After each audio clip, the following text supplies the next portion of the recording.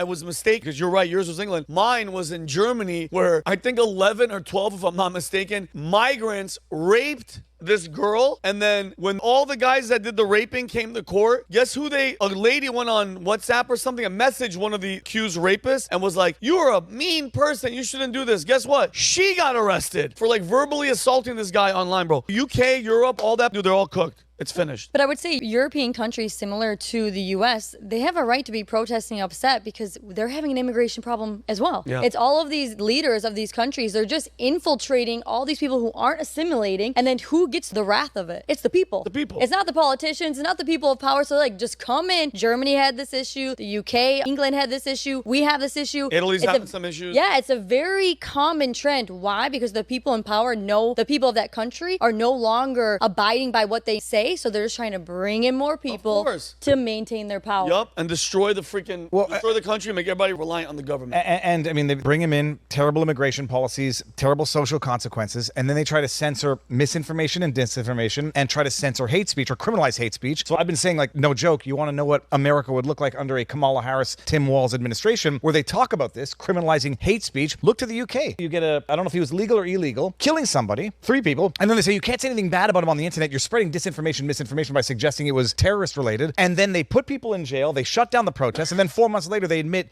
lo and behold, it was, and after having suppressed it for 4 months. I mean, this is what the future would look like. And that's the whole point, is that when it came out, oh, he's actually son of Rwandan immigrants, but he was born in the UK, they're like, well, you can't call him immigrant. He's British. You saw that picture of him. Yeah. And few people are willing to put it quite so bluntly, but that guy's not British. That guy will never be British. Yeah. He was born on British soil, but he's not British because British means something more than just being within the magic dirt that somehow makes you British. Yeah. In the same way that every other country in the world outside of the West is allowed to have that standard. If my wife and I moved to China and we live in China, we renounce our American citizenship. We might be Chinese citizens, but we're not Chinese. Nope. Our children who are born there will never be Chinese. Our grandchildren who are born there will never be Chinese. Until we have completely integrated with the dominant racial group of China, we will never be Chinese. But for some reason, it doesn't work the other way. That someone fresh off the boat from the third world can land in Europe or the United States and suddenly, oh, welcome, weary traveler. You're as American as me. My ancestors came over on the Mayflower and yours came over 30 seconds ago. Congratulations. We're all the same thing. And nobody's allowed to draw those distinctions anymore. But it means something to be British. It means something to be American. And people who come from outside and won't assimilate into that are what is causing the problem.